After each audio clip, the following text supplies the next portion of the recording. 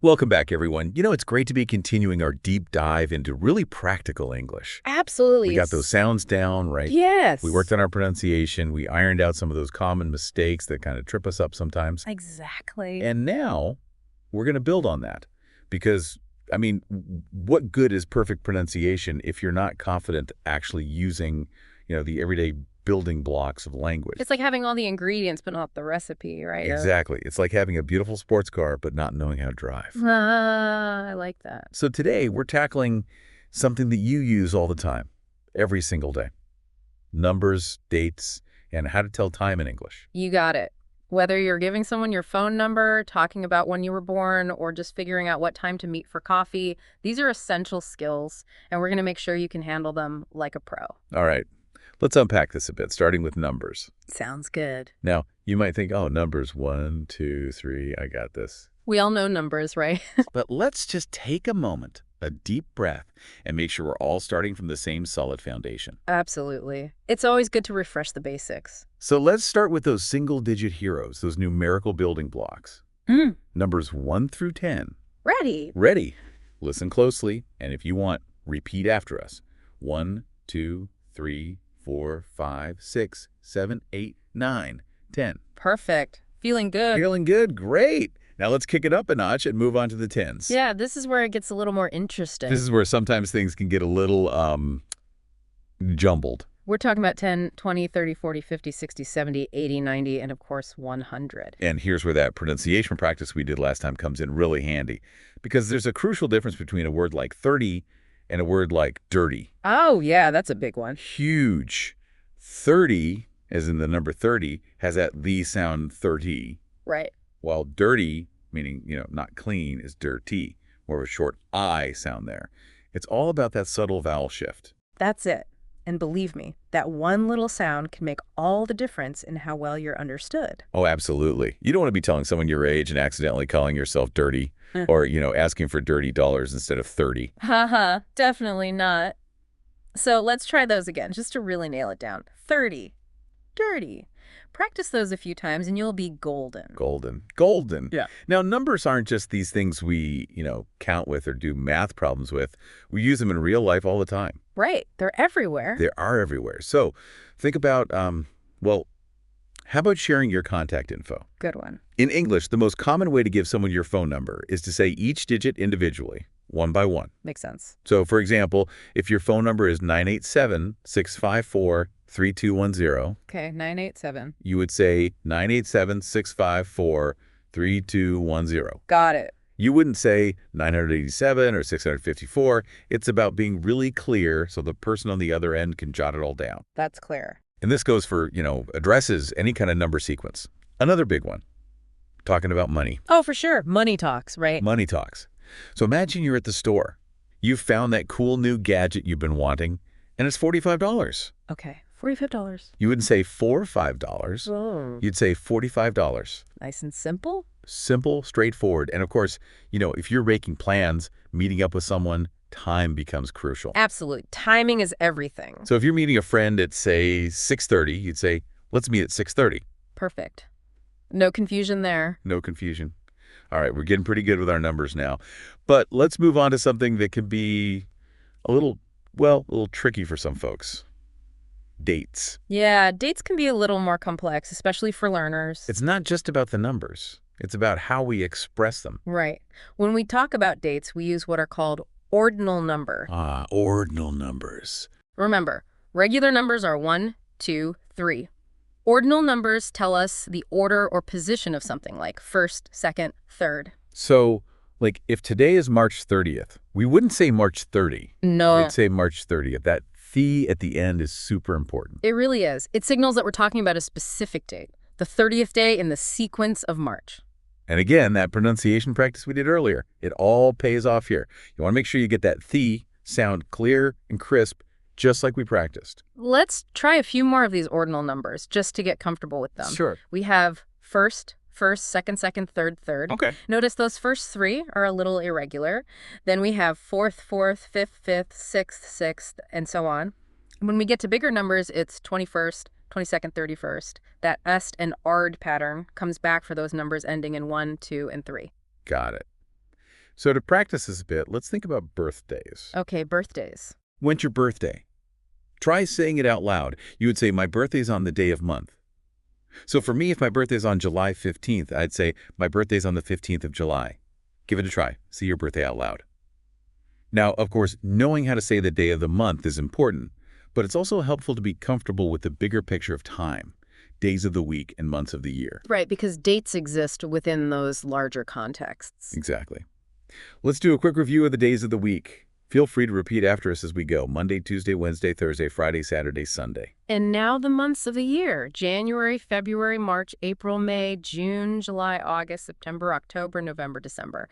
Repetition is key here. The more you hear and say them, the easier they stick. Okay, now let's put those together and make it personal.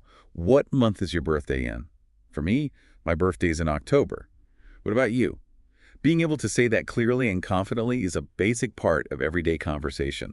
Exactly. And those days and months aren't just about birthdays. They're about making appointments, talking about holidays, planning trips, just generally understanding and talking about time. Right. Speaking of time, let's dive into another essential skill, telling time in English. Oh, yeah. You use this constantly. Constantly.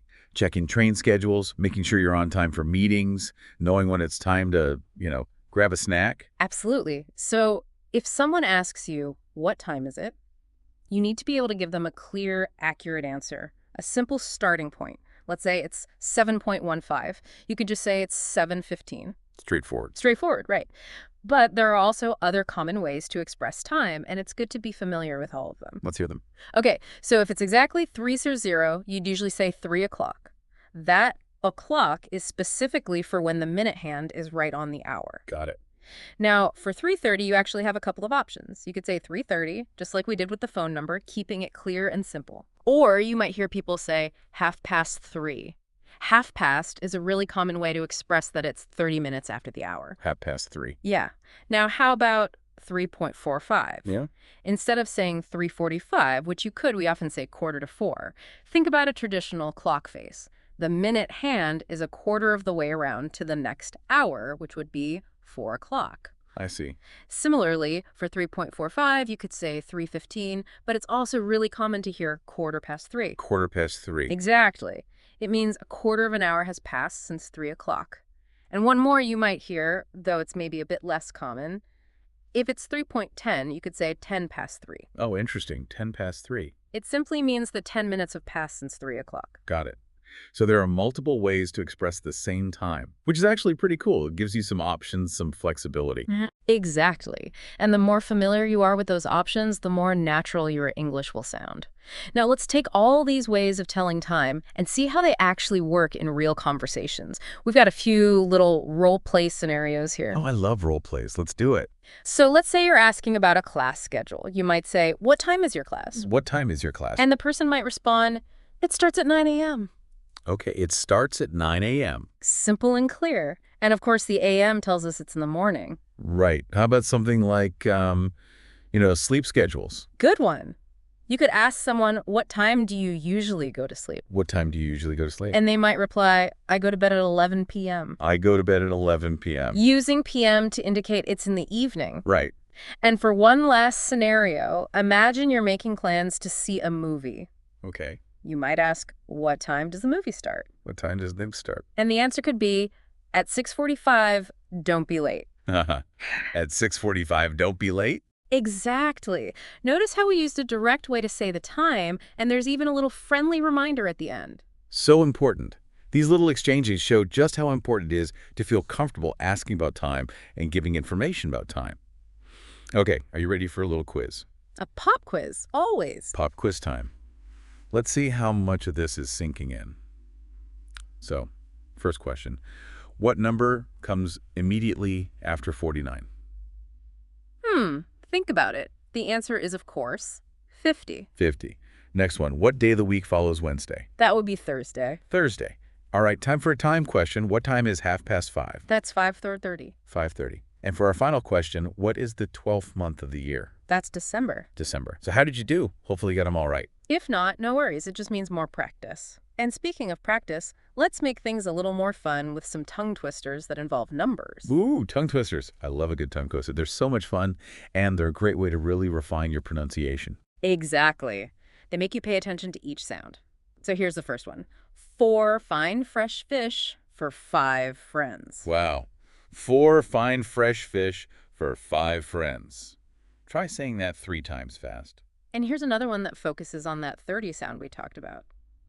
33 thirsty thieves thought they'd try Thai tea. That one's a mouthful. Oh, yeah. 33 thirsty thieves thought they'd try Thai tea. Give those a go a few times. See if you can say them quickly and clearly 3 times in a row without messing up. It's a fun challenge. All right, we're starting to wrap up our deep dive into this really important area of English. It's amazing how much we use this stuff every day, right? It really is. But before we go, we want to give you a little bit of homework, just a few things you can practice on your own to really solidify what you've learned today. Because practice makes perfect, or at least it gets us closer. Exactly. So your tasks are first, practice saying your own phone number out loud, making sure to pronounce each digit clearly. Second, say today's date out loud, using that correct ordinal number for the day. Third, choose 5 different times and practice saying them in all the different ways we talked about. The direct way, using o'clock, half past, quarter to, quarter past, all those options. And finally, think about 3 people in your family or among your friends and practice saying their birthdays, the full date with the day and month. That's great homework. I love how practical it is. Practicality is key. The more you actually use what you're learning, the better it sticks. Absolutely. So just to quickly recap what we've covered, we tackled numbers from those basic building blocks all the way up to using them in real-life situations, like giving phone numbers and talking about money. We explored dates and the importance of those sometimes tricky ordinal numbers.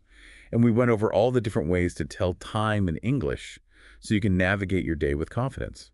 And all of this builds on that great pronunciation work we did in our last deep dive, so you can really sound clear and natural. Exactly. And remember, consistency is key. Keep practicing, keep using these skills, and you'll find your fluency and your confidence just soaring. Soaring.